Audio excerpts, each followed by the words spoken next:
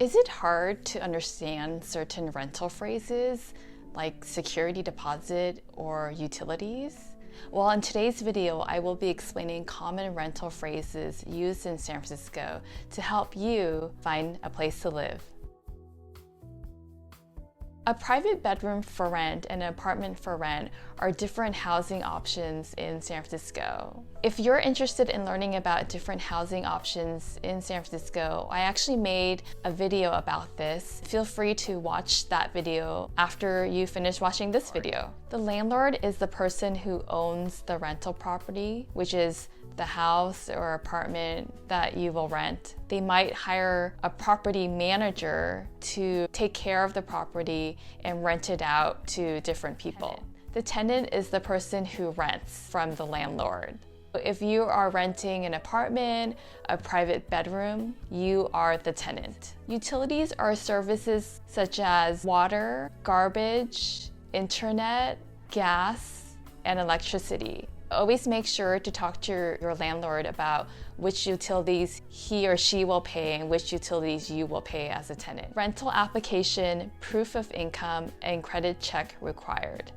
These three items are what you usually need to give to the landlord if you are interested in a rental. In a rental application, you would provide your name, your employment history, where you currently live, your personal references, your bank information, and so on.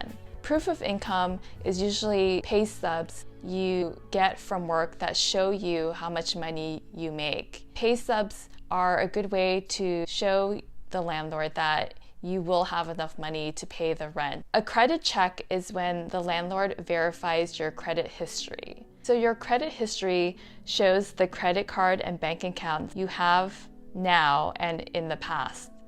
It also shows whether you paid your bills on time and how much you owe for each account. Your credit history shows the landlord if you are financially responsible and will be able to pay your monthly rent on time. International students and working professionals who have just moved to the United States will not have a credit history. So what are other documents that you can give to the landlord to show that you have enough money to pay the rent and also to show that you're financially responsible? That's a good question, and I will be answering those questions in an upcoming video, so stay tuned for that. The lease is a legal, written, binding contract or agreement between you and the landlord. It has different information such as the name of the tenant, landlord, and the rental location. It also shows the monthly rent that the tenant pays. It also shows when you will move in and move out of the rental. It also shows the utilities that the tenant is responsible for paying. Overall, the lease explains the tenant's rights and the landlord's rights. A security deposit is money that the landlord requires you to give the landlord before you move in. The amount of security deposit that you pay is usually equal to 1 month's worth of rent.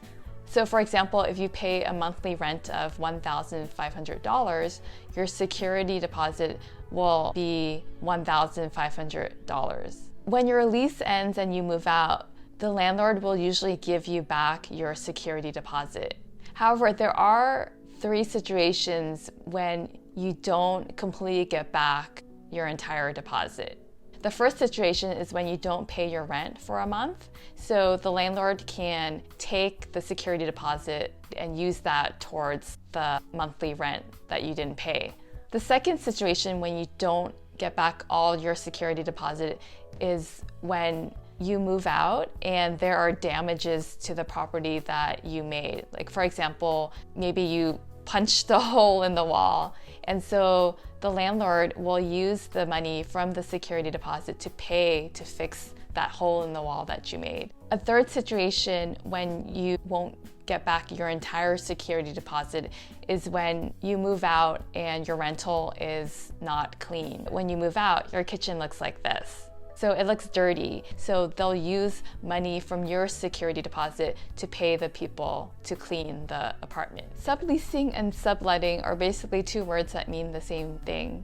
So subletting and subleasing is when the tenant rents out his space to someone else. Usually the tenant will rent out his space because he needs to move to another city for work, or maybe he is going traveling for a couple months, and so he wants to rent out his space for someone to live. A furnished apartment comes with a sofa, a bed, a desk, a dining table, chairs, and maybe even a television. And a lot of times furnished apartments are more convenient because you don't have to go out and buy all this furniture. A full-size kitchen has it all. It has a refrigerator, it has an oven, it has a stove, it has a sink, it has a dishwasher, a microwave.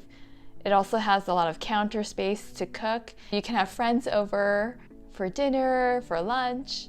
A kitchenette is smaller than a full-size kitchen. So usually a kitchenette will only have a microwave and a mini refrigerator. So you won't be able to cook as much in a place that has a kitchenette. And so a kitchenette is great for people who love to go out to eat and don't really like to cook as much. A coin-operated washer and dryer looks like this, and you actually need quarters to put into the slot so that you can use the washer and dryer.